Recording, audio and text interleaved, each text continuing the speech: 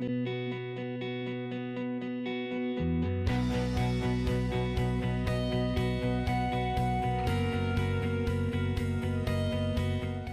everyone. I'm KSN Storm Track 3 Chief Meteorologist Lisa Teachman. This is our last Listen to Lisa podcast of 2025. Today, I am joined by meteorologist Lucy Dahl. We're going to take a look back at our weather this week because it sure did get wild. And we're also going to look ahead to Christmas week because many of you may be traveling. Lucy, what are you doing for Christmas? For Christmas, I am going home to Kansas City this year. Very excited to see my family. My brother's coming in from Denver. I got to see him for Thanksgiving, but before that, I don't think I'd seen him since Christmas last year. So very excited to spend time with family. What about you?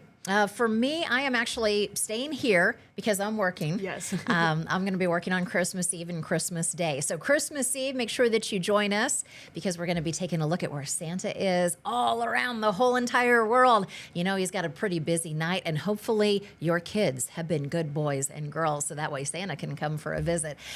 This week, when it comes to my family plans, I think that we're probably going to get together sometime after Christmas. I know that my Aunt Karen, who recently lost her husband, my Uncle Tom, we're going to be getting together with her, I think, for breakfast, and then we'll be getting together with my dad and my sister and her family and my family, and we'll have our little Christmas celebration next weekend. Perfect. Yeah, so I do wish you great Thank you. traveling there, traveling back, but when it comes to the weather, I don't think you're going to have any problems. I mean, we had extremes last week. We're going to have extremes this week on two different ends of the spectrum. I think the day I'm driving up is the chillest day of the week, maybe, perhaps. So I think I picked a good day to go up there. And when you say chill, it's because it's actually going to be warmer than average. And we're talking well above average. We're going to have a huge time warm up this week. Yeah, chill as in calm, not as in chilly.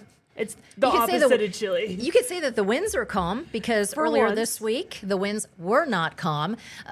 Back earlier this week on Thursday, we had some pretty strong winds. It began Wednesday night. As the cold front moved into northwest Kansas, we had winds that were hurricane force. We had places like 2 miles east-northeast of Caruso in Sherman County reporting an 85-mile-per-hour wind gust. Goodland also had an 84-mile-per-hour wind gust. 10 miles to the northeast of Wallace in Logan County, an 81-mile-per-hour wind gust. So these are some serious wind gusts that we had with the cold front initially, but then afterwards, when we started to have basically the wraparound portion of it, we had this area of low pressure that moved through the upper Midwest. It moved out of Montana over toward North Dakota, upper Midwest. But then there were winds that were traveling around that area of low pressure. And with the mixing that occurred on Thursday, it was actually transporting this down to the surface. And that's when we also got powerful winds. Winds like in Wichita, gusting to 61 miles per hour. Russell Airport, a 77-mile-per-hour wind gust. And it was so powerful that the anemometer was destroyed. Really? It was destroyed. I did not see that. And Salina also had a 71-mile-per-hour wind gust. Pretty Prairie, 65-mile-per-hour wind gust. Partridge in Reno County, a 60-mile-per-hour wind gust. And the reason that I'm concentrating on these wind gusts, because the others are hurricane force winds when you get from 75 miles per hour and above, but also these additional peak wind gusts. This is also severe thunderstorm criteria when it comes to our winds. And this is basically the equivalent winds of an EF0 tornado. Yeah. I mean, it felt like it. I have metal patio furniture on my front porch. Got knocked down. Oh, it was down in my 2 neighbors down yard. It was wild. My trash can also was gone. I found it, but like 3 houses down. And I think I grabbed the one that's mine. There were several that looked the same. Trash was picked up for us too on Thursday, and I told my husband, I said, the winds are going to be picking up, so you want to make sure you corral the can early. And he did, so thankfully it didn't wind up in the ditch or something like that. No, But mine was down the street in the ditch with all the others. wow, it took off and carried it. And of course, a 61-mile-per-hour wind gust will do that. But in addition to the high wind warnings, the wind advisories that we had this day, we also had fire weather warnings. The entire state of Kansas was under a fire weather warning all day long. And finally, by about 6 o'clock, you had the setting sun. Our winds were now starting to relax because you didn't have the mixing that was occurring with the daytime sun. And also the storm system was starting to depart. So we had a lot of things that were working into our favor. Also, relative humidity values also started to go up. But in watching infrared satellite that afternoon, any hot spot, we were calling out to the newsroom saying, hey, check on this, because this may be a wildfire. And we had one that forced evacuations in northeastern Reno County, just north of Hutchinson. And then we had 2 separate fires that were in southern Russell County. We had a hot spot that was in Beaver County. The crews went out, handled that, and I don't think it grew into much of an issue. But then the hot spot that we had near Winfield in Cowley County, that was actually a fire that had happened 2 weeks ago. 2 weeks ago? It was 2 weeks ago. Wow. That happens a lot of times with wildfires in our state. If, say, for example, it's cold, if maybe you get a little bit of moisture, which we have not had any moisture at all for the last couple of months. Pitiful months. If you burn a week, 2 weeks ago, you have to watch those places really closely, because if things get dry, that relative humidity tanks in the afternoon like it did on Thursday. Especially the winds pick up. It's a perfect recipe. Yeah, if those embers are still deep down in there, I could see where that would happen. But like 2 weeks. 2 weeks is wild. It is. Thankfully, no homes burned. That the fire crews went out and they did an absolutely wonderful job. And this is something that we're going to have to keep in mind anytime that the winds start to pick up going forward, until we can start laying down some moisture. And it does not look like we're going to start laying down some moisture even in the first few days of the new year. Yeah, December, I think, in terms of where we should be for moisture, we are at the very, as far away from it as we possibly could be. It's pitiful. It is just so bad. Models were saying, hey, maybe at the end of this coming weekend, early next week. Today, it backed off on that.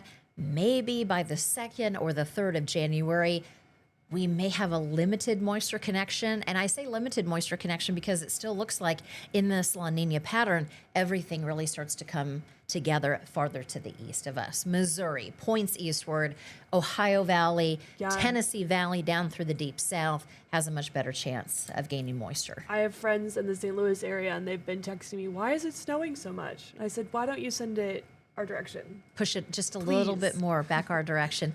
But this is what you get in that La Nina pattern. We're seeing a lot of rainfall in the Pacific Northwest, more snow higher up in the Rockies, farther to the north, North Dakota, upper Midwest, lake effect snows.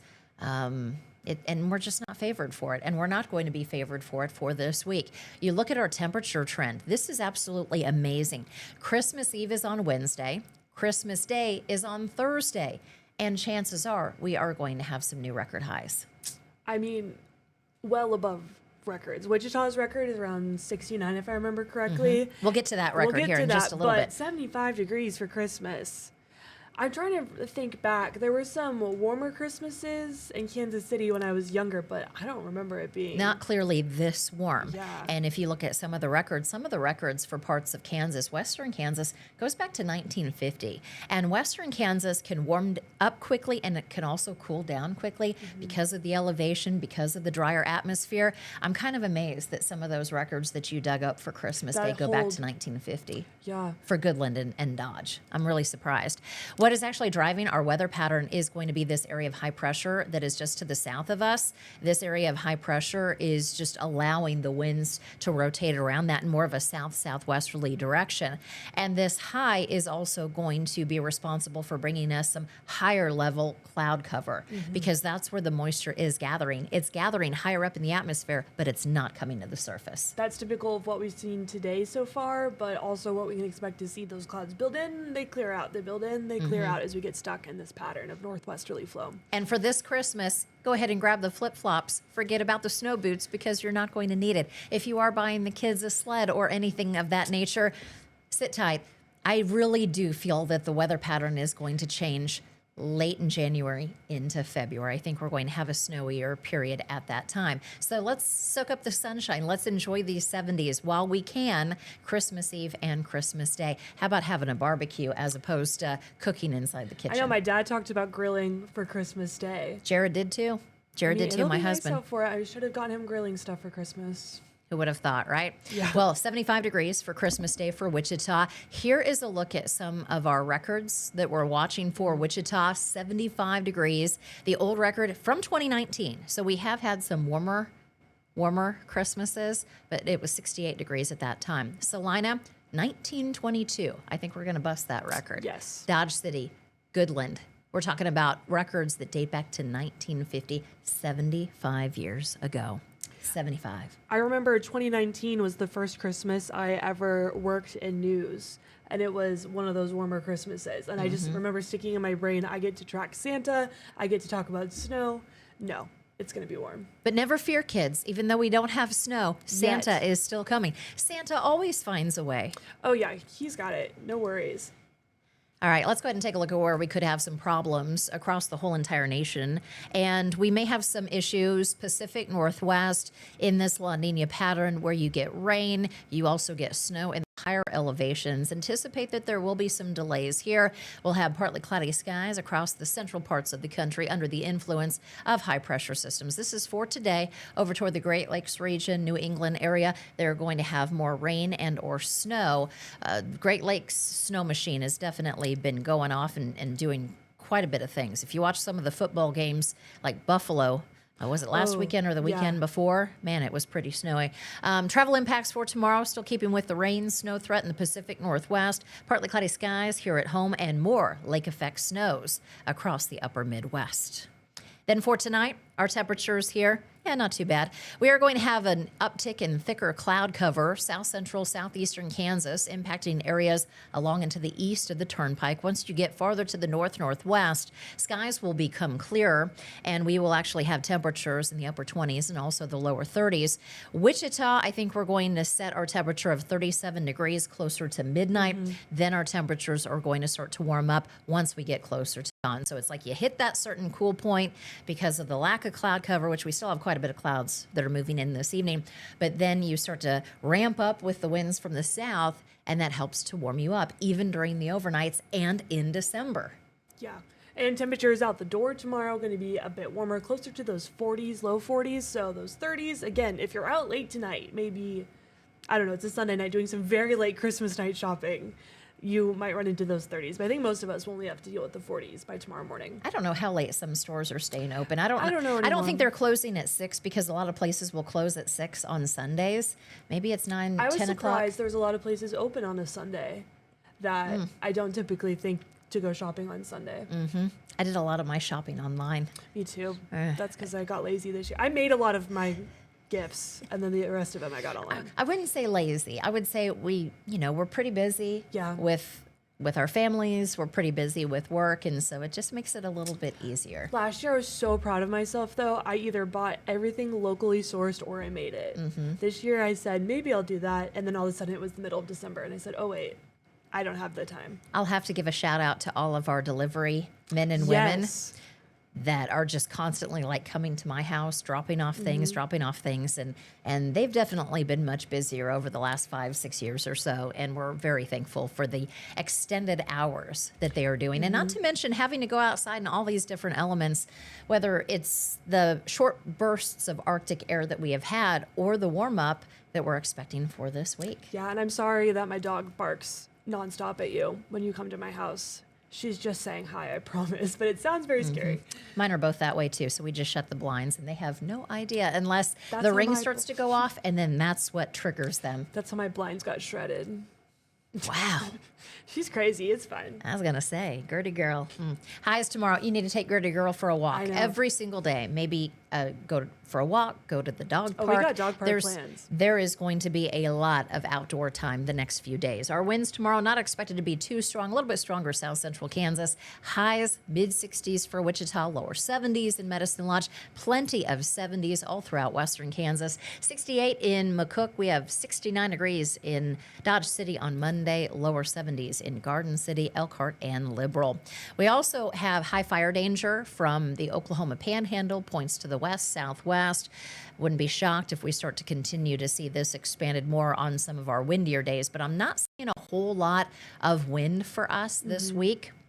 Tuesday may be a little bit breezier. Still have a little bit of a breeze for tonight. This is the cloud cover that Lucy and I were talking about that's going to be building into the south central parts of the state. See how that basically starts to mix out late tomorrow morning through the afternoon. Tomorrow afternoon, we should have more sunshine compared to the way that we started, but then once temperatures cool, Monday night into Tuesday, we're probably going to have more of the low overcast that's going to form near and east of the turnpike. The moisture is a little bit richer in this area. Little bit, I have to put that into quotes. Emphasis, very little. Very little, very little. Minute.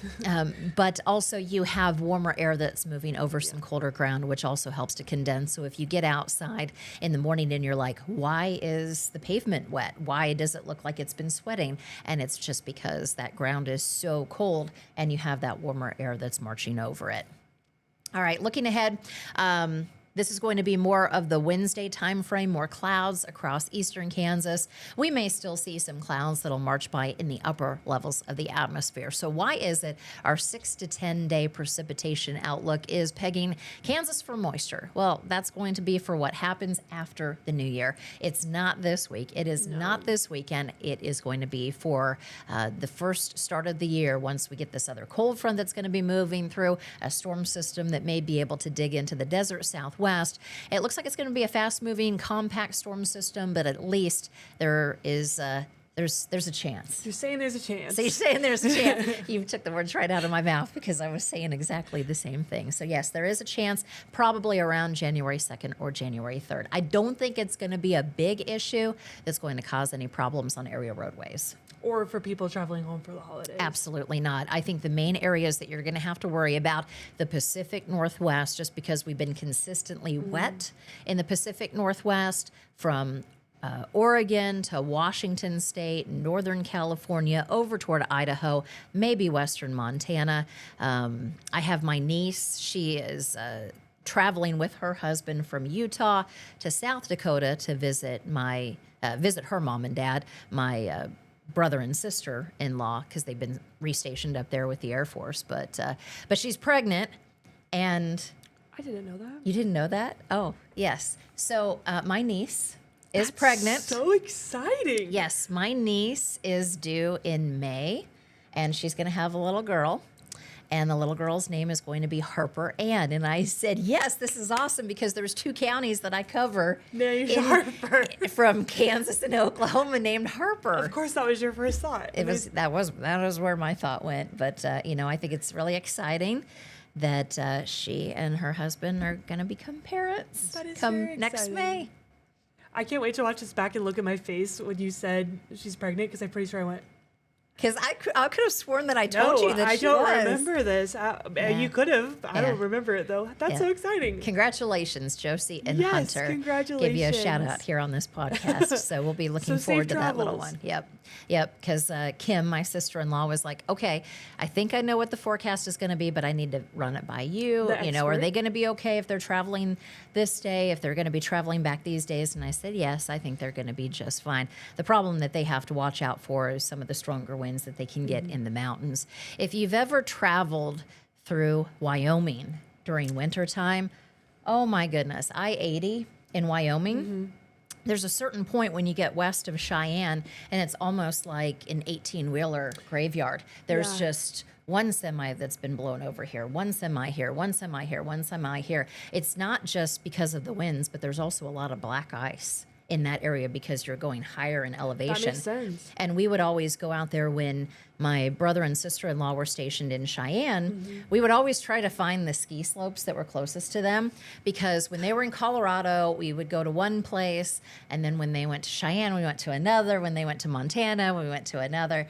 And so now with them being in South Dakota, we're going to have to get a little bit creative. So I think the places that we'll visit when we're in South Dakota with them will be Mount Rushmore, maybe some Yellowstone, Black Hills, all that kind of stuff. But so my sister-in-law did reach out to me the day that we had our winds that were picking up in northwest Kansas with the cold front that was coming in. And then we had the 60 to 75, nearly 80 mile per hour winds wrapping around the backside of the low. That morning, she woke up and part of her fence was knocked down. That's because I think they had a 90 mile per hour wind gust. My dad was in Nebraska on Thursday, in western Nebraska, and he kept texting me. He said, "It's windy." I said, "Yes." Dangerous wind. And dangerous then he was texting me, "What's a clipper?" He said, "They keep saying a clipper system." I was like, "It just means fast and windy." It's fast, it's windy, but it's also dry. Dry, You don't get a whole lot of moisture with those, at least in this flow pattern for us here in Kansas. And also, when you talk about an Alberta clipper, it's because it originates over Alberta, Canada. over Alberta, and that's why they call it an Alberta clipper. I said fancy words. I know. It's meteorologist talk, that's for sure. Okay, so we'll be looking forward to maybe a little bit of moisture, 2nd or 3rd of January. Of course, there's so much time between now and then that things could certainly change. Looking ahead to our next 7 days, I'm going to break this down to each of our 4 different areas that we cover in Kansas. South Central Kansas, it is hard to believe that this is going to be the end of December as we're getting closer to the start of January. Our warmest days will be Christmas Eve and Christmas Day. Record highs are a probability. Plus, we could have record high low temperatures. That's always confusing to talk about. I mentioned that to Lucy when I walked into the weather center this afternoon, and she says those are always so hard to explain because a record high low means that your low temperature that day is really warm. It's the hottest that low temperature has been, to put it into context. And we may have some of that. I mean, 52 degrees. I know that my eyes went right to that when you started talking about it. This means that if Santa is coming down that chimney, he may be wearing shorts. I could see it. I feel like he has a change of clothes for every single place. When he gets to Florida, he's got the shorts. When he goes to or his Minnesota, clothes are magic. He's got his parka. Yep, he's got his parka on. He gets over to Kansas. He's got his shorts. Kansas, it's always a wild card. We're always that wild child, that's for sure. 60s for the next few days. We do have 2 cold fronts that are going to come through. And somebody the other day had questioned and said, well, how is it that this is a cold front when it's really not that cold? This temperature is still warmer than average. Well, if you're displacing the air, you have one temperature here and you're displacing it and it goes down, it's a cold front. Even like 2 degrees. Even 2 degrees. It's a cold front. Winds will switch away from the south, southeast, become southwesterly, and then they take on a northerly component behind it. That is what a cold front is. A warm front means that, yes, you're displacing your temperatures, you're displacing the cold with the warmer air. The winds from the south usually. The winds turn around out of the south. And we are definitely going to we already have our winds from the south right now. Yes. And we're going to continue with this south-southwesterly flow because of this area of high pressure that is just to the south of us in the upper levels of the atmosphere. Think of it this way. In summertime, when we talk about the heat dome, this is basically the heat dome, but it's been modified because it's December. And today, by the way, is the official start of winter.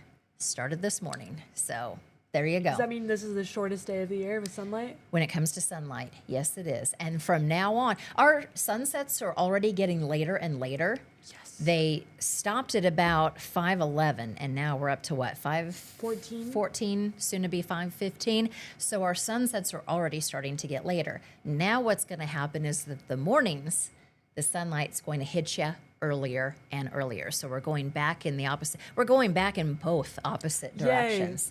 Yay. And it's always so cool when you get to the month of February, because in the month of February, you rapidly gain daylight. I know. You get off work and it's light out. Yeah, can't wait for that. Can't wait for that. I can walk my dog. I'm not a fan of the time change when we get to this time of year. That's for sure. That's just me personally. Even though I do spend a lot of my time in darkness because I worked second shift, you know, when I'm going for dinner or something like that, I'd like to have a little bit more daylight, that's for sure. But this is the next 7 days for Wichita. If we go to north central Kansas, you will also see the appearance of 60 and 70 degree highs. The cold front on Friday goes from 71 to 65. Sunday, there's another push of cooler air that is going to drive our temperatures closer to average, but there's no hints of any Arctic air. The Arctic air is actually bottled up in Canada. Next 7 days for southwest Kansas, bone dry, partly cloudy skies, 70s on Monday, more 70s Wednesday, Thursday, 50s for the upcoming weekend, and will be even cooler into the lower 50s at the end of next weekend. Then for north central Kansas, 71 degrees on Monday, 62 on Tuesday, back to the 70s again Wednesday and Thursday. Then we're going to hit the 40s at the end of the weekend. So a little bit of everything, but more trending on the warmer side of things. This is how La Nina is playing out for us. We're we can easily flop back and forth, but the Arctic air really struggles with taking root and sticking around. We have to wait for more of that trough to develop in the west, which the models have been trying to do that at the end of this month and the beginning of next month. And if you can get that trough in the west, and if you can get it to hold, then Fingers crossed. fingers crossed, we're going to have more opportunities for rain and or snow, maybe even ice, just depending on how the temperatures are going to be lining up. I'll just take the rain. I will take the rain too because it's easier to drive in. Nobody wants the ice. But, we can always have that conversation for another day because winter weather forecasting is complicated. You're looking at so many different layers in the atmosphere. And no matter what, all the years that I've been in this business, and if you go back to the day that I started my internship here at KSN back in 1996, you can never seem to win when it comes to the snowfall totals. People want more, they want less. Or you could say 1 to 3 inches of snow for this area, and you get 2.2 inches of snow, and then folks will say, well, you blew the forecast. No, because you were probably paying attention to one side of the spectrum or the other. Were you paying attention to the lower end but ignoring the 2 to 3 inches, or were you paying attention to the higher end and ignoring the other two? It's complicated. Nothing is going to be uniform in the atmosphere when it comes to snow that's falling. There's going to be so many different things. Orographics, when it comes to slopes, when it comes to wind direction, when it comes to what the temperatures are doing at the surface, also all the way up, it's going to change. And also how that changes over time can limit, how much rain you're going to have versus how much snow or how much ice.